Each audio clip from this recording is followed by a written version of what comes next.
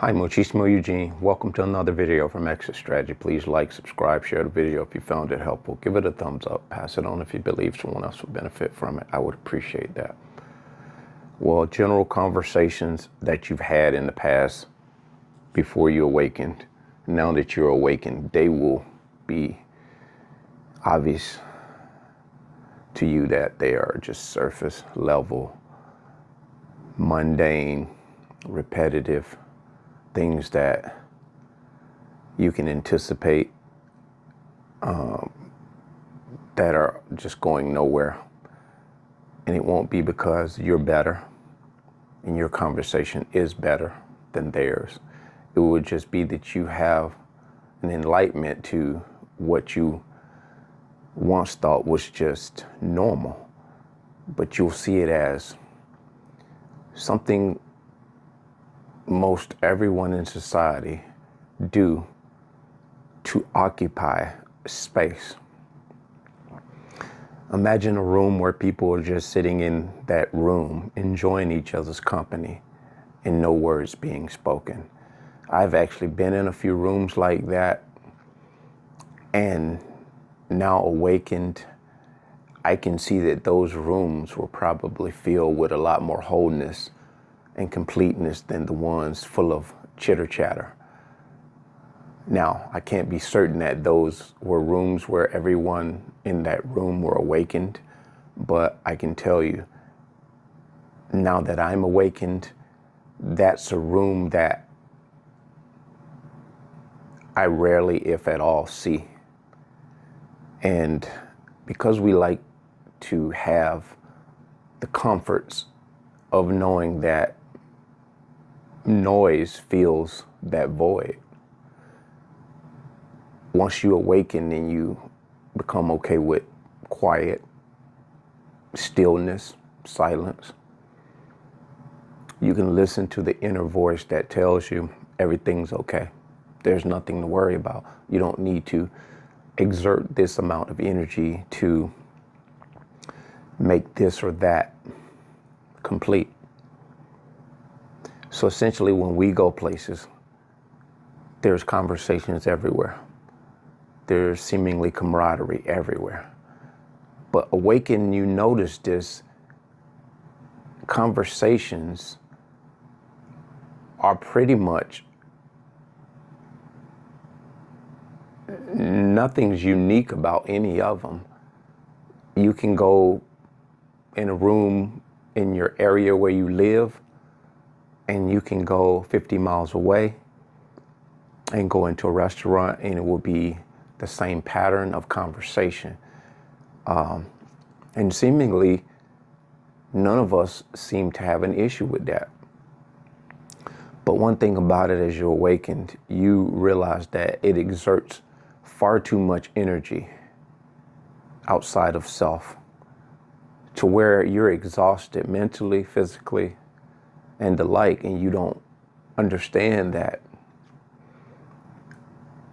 this is what we continually need to drive us, or we believe we need it to drive us. And when we don't have those moments where we have that quietness filled, this is when we feel empty.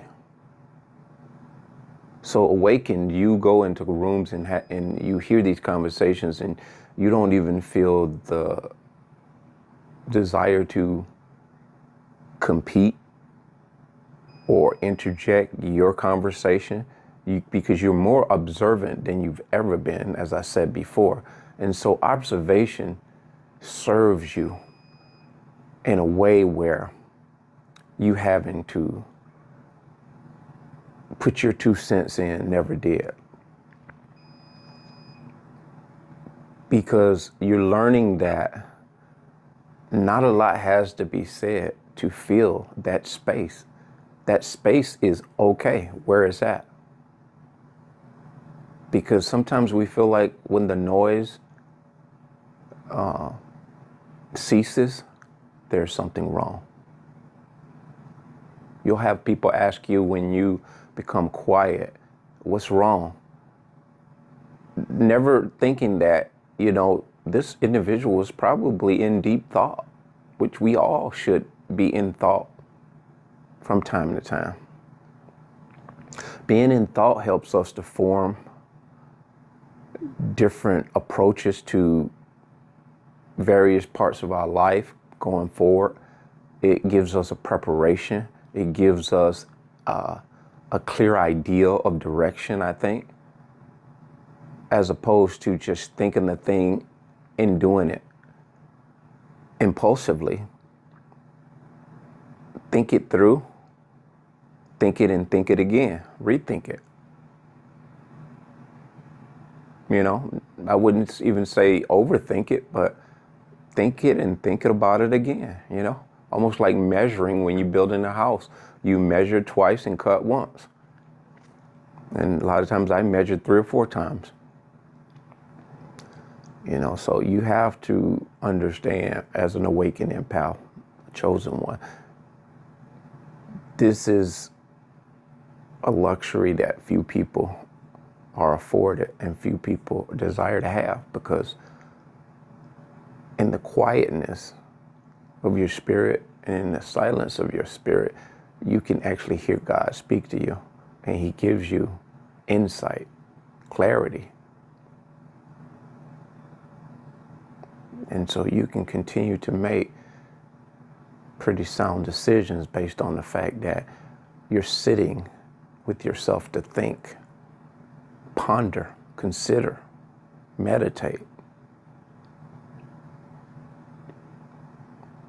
You know, I see monks and I see different sorts of faith like that seem to have quiet existences.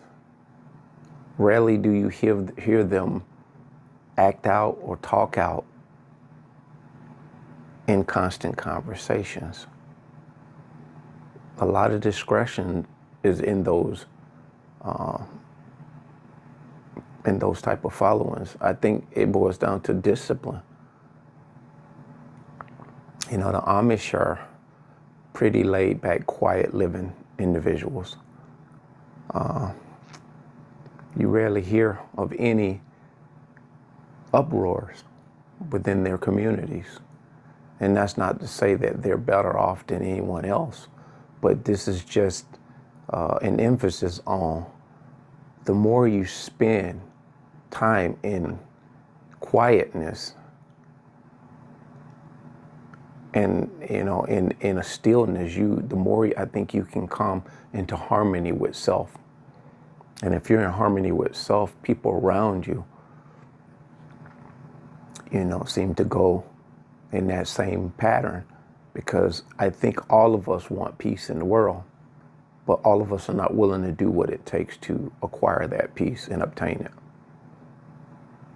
We're doing what we think we need to do. We're doing what we feel we need to do outside of ourselves, based on a lot of factors that we're drawing from things outside of ourselves. And what we're doing is pattern our lives after what we perceive is going to get that desired result, which is that peace or that harmony or that happiness.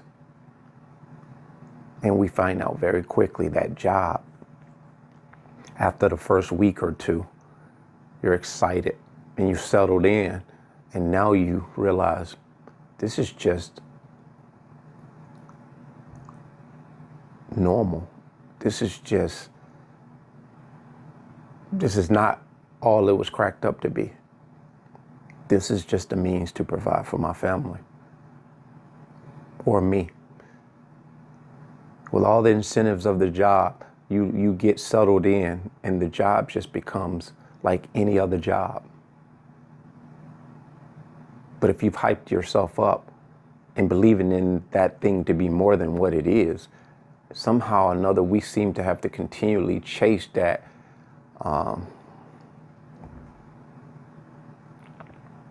we seem to constantly have to chase that dopamine hit. And that's what it is. Excessive dopamine hits and obsessions we have. And when that dopamine hit subsides. You know, it's like coming down off of anything. You have withdrawals. You know, panic sets in. So it is good when you can withdraw from those things in a fashion whereas you don't have to wait until they come unexpectedly. You can consciously withdraw from these things and start looking at them and observing them from a different point of view. And I think it'll bring you to a point of knowing that inside of you is everything you need to start with, and then you work from the inside out.